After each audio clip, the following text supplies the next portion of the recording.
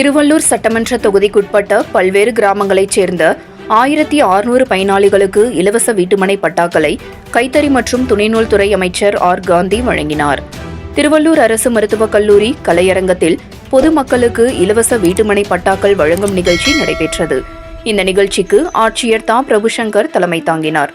இதில் சிறப்பு அழைப்பாளராக கைத்தறி மற்றும் துணிநூல் துறை அமைச்சர் ஆர் காந்தி கலந்து கொண்டு பயனாளிகளுக்கு இலவச வீட்டுமனை பட்டாக்களை வழங்கி பேசினார்.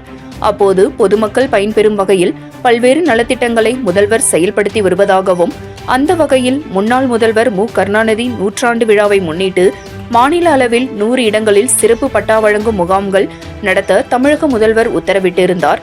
அதன் பேரில் ஏழை எளிய மக்கள் திருவள்ளூர் தொகுதியில் பயனாளிகளை தேர்வு செய்து வழங்கவும் முடிவு செய்யப்பட்டன.